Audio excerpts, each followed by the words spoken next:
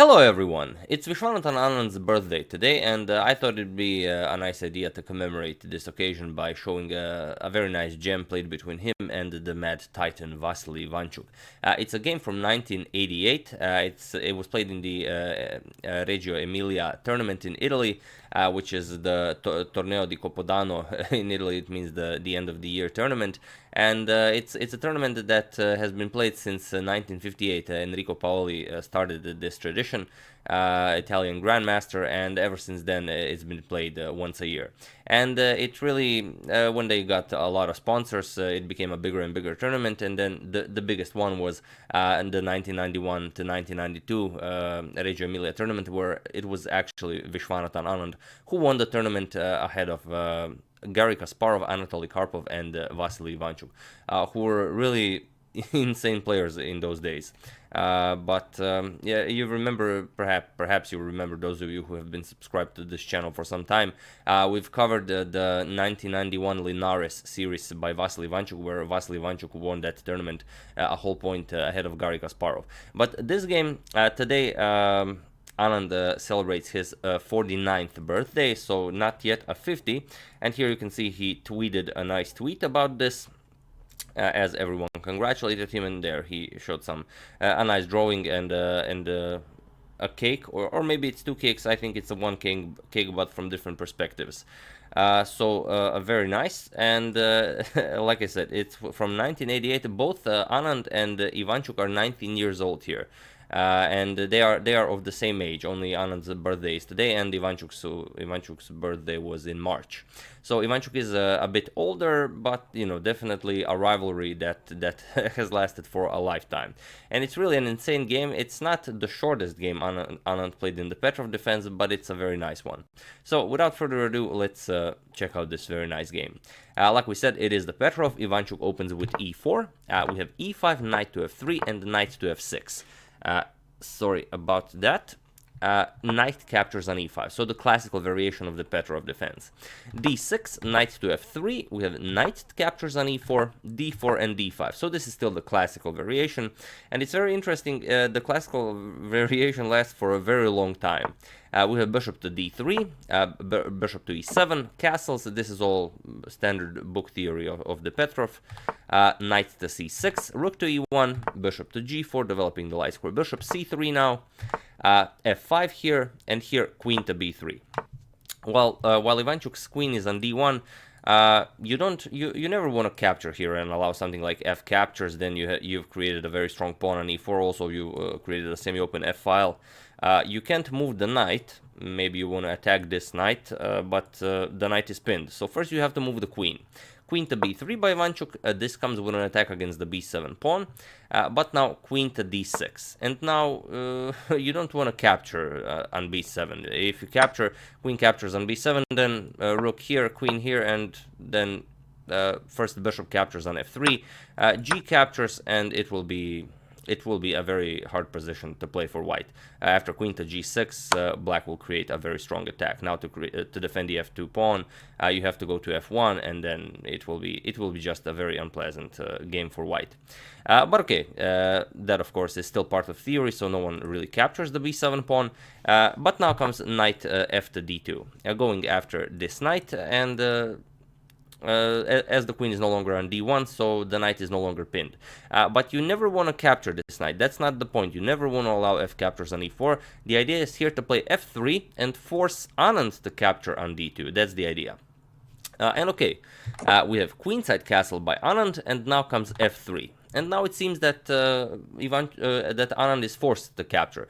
For example, if you play knight captures here, then you get bishop captures, and after bishop moves, bishop will capture on f5 with check, and Ivanchuk will win a pawn here. King b8, rook is coming to e6, and already white is starting to create something. So after f3, Anand found the best move in this position, bishop to h4. Although the rook is very deep in in white's camp, it's also undefended. And the problem is you cannot play g3 here to repel the bishop. If you play g3 here, then you get bishop captures, h captures, and queen captures, and checkmate will follow. Either king f2, king f1, followed by queen to f2 checkmate, or you can go king to h1, but then knight to f2 is checkmate. So here after bishop to h4, Ivanchuk decided to move the rook. We have rook to f1, and here, again, it seems like Ivanchuk didn't fall for it, or however you want to phrase it, and it's still, you either have to move the bishop, well, you could capture and still go for the same idea, bishop captures, you move the bishop, and then again you lose the f5 pawn with check, or there's a different idea. After rook to f1, you could move the bishop immediately, but then after pawn captures and pawn captures, yes, you have created a very strong passed pawn here. But here white can simply ignore you and play knight captures. Pawn captures, bishop captures, and white would just be up a pawn with a better position. Anand doesn't like either of these two choices and plays the third option, which is bishop to h3.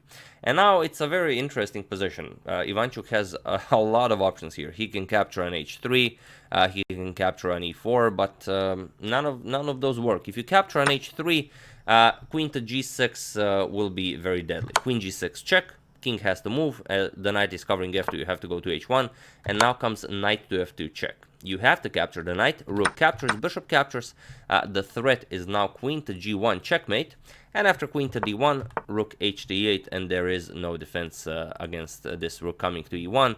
You cannot block with the knight, which would be pointless, because then it's again queen to g1 checkmate. And on the other hand, after bishop to h3, if you still insist on capturing the knight, it still doesn't work because of the same queen to g6, threatening checkmate on g2. And after the rook blocks, you will simply capture it, king captures, queen captures, and after king to e1, now comes f captures on e4, the rook is now coming to the f file, and it will be a swift victory for black. For example, bishop attacks queen, queen g1, pins the bishop, queen comes to help out with the defense, but rook is coming to f8. Queen e2, but now simply bishop to g4, and the queen has no squares. Wherever the queen moves, she will be lost, and if you play something like queen to g2, where the queen can go, but then rook captures on f1 is a mate in 5. After queen captures, queen to e3 check, queen blocks, and now queen captures on e2 will be checkmate. So a very unpleasant move, this bishop to h3, but Ivanchuk plays the most precise defense. Queen to c2, preparing to move the knight, and from c2 the queen will be protecting the g2 pawn. And okay, we have queen to g6, Anand is now threatening checkmate on g2, but now knight b3, the queen is now defending white from being checkmated. And here rook h to f8. Ivanchuk successfully defended, now Anand simply continues to play the game normally, developing a rook, putting the rook on a nice f file. And here, again, if you insist on capturing, for example, f captures on e4, you get pawn captures, and now after you move the bishop will still be attacked, and white will have to give up the bishop. If you move the bishop to a4, black can push b5, but it doesn't make sense. He can simply capture, and after king captures, go rook f8, and the game is over. King g1, bishop to f2 check, and now you will either move the king and get checkmated, or you will have to give up your queen, so everything loses here. If king to f1, then queen captures, king moves, and now bishop to h4 check, king d1, and rook to f1 will be checkmate. So very nice, but here Ivanchuk played knight to a3, and this is a very interesting move because of what Ivanchuk plays next. Here Anand played rook d to e8. So first rook h to f8, and then rook d to e8. And here something happened in Ivanchuk's head. No one probably can explain what. Perhaps they had a discussion about it after the game, who knows. Here Ivanchuk played king to h1. But here after, for example, you could have played f captures on e4. Here it does work, because after you exchange, you can exchange a pair of rooks. And after rook captures, bishop to f1, and now there are no tricks here. The bishop is now defending the g2 pawn here, and the bishop to f2 check no longer works, because you can simply move the king, or even capture with the queen now once you've exchanged one pair of rooks. After rook captures, king captures, g2 is defended, and white will have sufficient material to continue this game.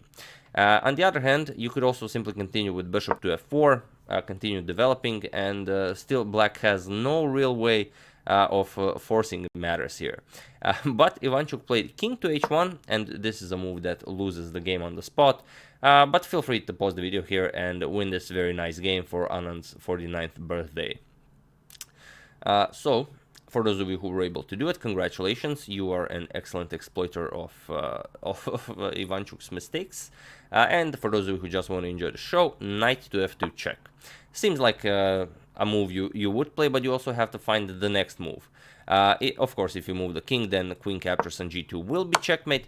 But if you capture the knight, rook, if you capture with the queen, of course, you lose the queen. But if rook captures, here's where it becomes interesting. And this is the move you had to find. Not rook e1, you can simply block with rook f1. But bishop captures on g2. And it was in this position on move 18 that Vassily Ivanchuk resigned the game. Why did he resign? Well, the white king is in check, and you have to play something. If you capture it, then you get rook to e1 check. And now the rook is no longer on the f file, you have to block on the g file. And now simply rook captures, rook will be checkmate. On the other hand, if you don't capture the bishop, if you move the king, let's say you go king g1, again, it's the same idea. Rook to e1 check, and it's a forced checkmate. Bishop blocks, but now comes rook captures. Rook captures, and now the king has no escape path. You will simply play bishop captures on f3, and now the bishops are doing all the work here. You can't move with the king, you have to block either with the bishop, but that's pointless. You have to give up the queen, and then it's queen captures on g2, again a forced checkmate. So yeah, after bishop captures on g2, Ivanchuk resigned the game, and a very nice 18-move gem against such a strong grandmaster such as Vassily Ivanchuk. But it's interesting when I mentioned why that knight to a3 here. Ivanchuk played knight to a3. Why this was so interesting? Because here, instead of this knight to a3, it's possible to play king to h1, and it is in fact a good move because Anand still didn't play rook d to e8, rook d to e8, and now there is no real threat of knight to f2.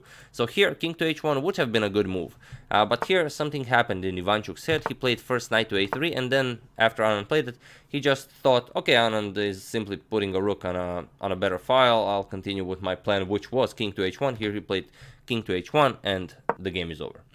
But yeah, very nicely done by both of them.